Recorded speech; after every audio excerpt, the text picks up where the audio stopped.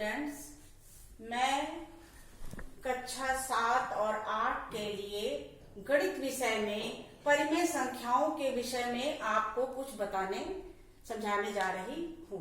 परिमेय संख्या से पहले हमें कुछ दूसरी संख्याओं के विषय में भी अपना पुराना ज्ञान दोहराना होगा।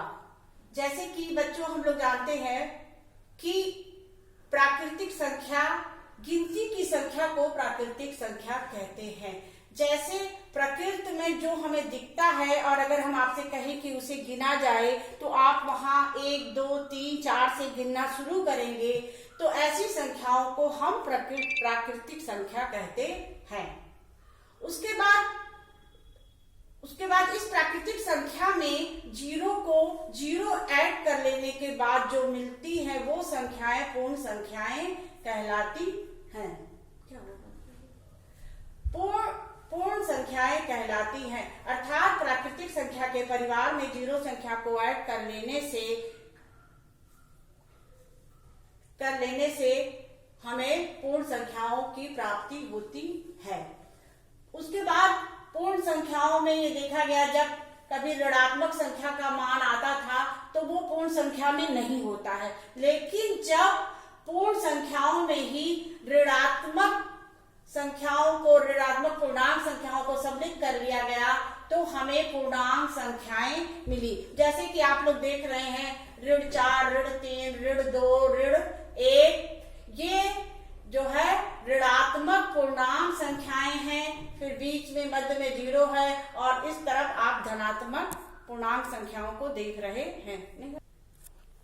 पूर्णांक संख्याओं के बाद आती है भिन्न संख्या। भिन्न संख्याओं में बच्चों आप लोग ये चित्र को देख रहे हैं, जिसमें हमने एक बड़े हिस्से को 2 भागों में बांट दिया है।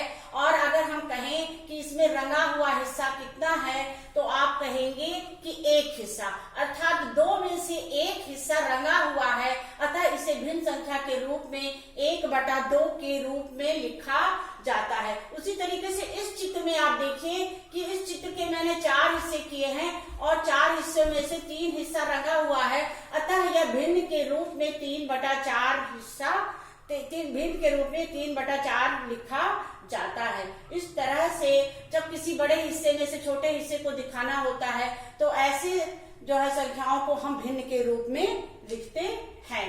अब उसके बाद आती है हमारी परिमेय संख्या, जिसके विषय में हमें इस क्लास में और हमें इसी के बारे में विस्तृत रूप से ही अध्ययन करना है। बच्चों, जब हम किसी समुद्र तल के पास होते हैं और जब हम समुद्र तल से ऊपर जाते हैं, तो मान लीजिए 600 मीटर की ऊंचाई पर गए और इसको हम भिन्न के रूप में दिखाएं तो हम इसे 3/5 किलोमीटर के रूप में दिखा सकते हैं। 3/5 किलोमीटर, ये 600 मीटर 3/5 किलोमीटर भिन्न के रूप में दिखाया जा सकता है।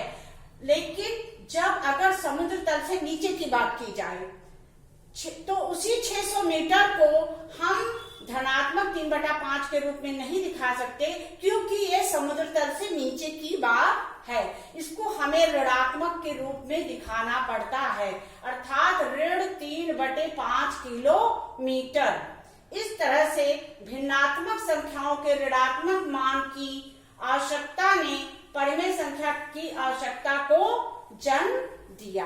अब इसमें देखिए, मैंने इसमें यहाँ पर इसके लिए पूरा एक चार्ट बना दिया है ताकि आपको आसानी से फिर से रिवीजन हो जाए इन्हीं सारी चीजों का, कि प्राकृतिक संख्या में 1, 2, 3, 4 और अनंत तक। उसी तरह से पूर्ण संख्याएं भी उसी प्राकृतिक संख्याओं के परिवार में जब 0 को ऐड कर लिया जाता है तो पूर्ण संख्याएं हमें प्राप्त हो जाती है। ये भी 0 से लेकर अनंत तक ही होती हैं। और इसी तरह से पूर्णांक संख्याओं में, यानी पूर्ण संख्याओं के परिवार में इनके ऋणात्मक मानों को भी ऐड कर लेने से हमें पूर्णांक संख्याएं मिलती हैं।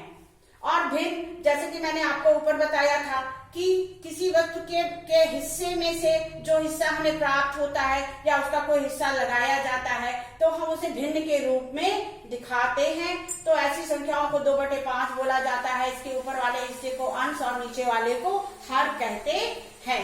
ये देखिए, ये हिस्सा अंश होता है और ये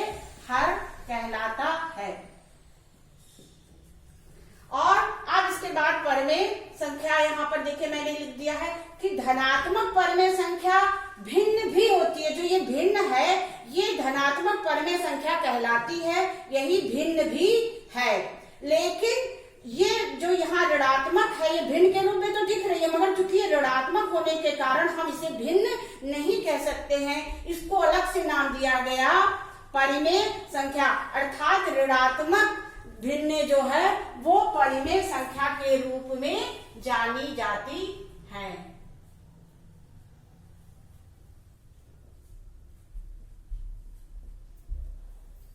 इस तरह से आप आज इसको पूरे चार्ट को, पूरे पार्ट को अच्छे से पढ़िए, समझिए, तो फिर हम इसके लिए आपको होमवर्क आगे की क्लास में देंगे। अच्छा।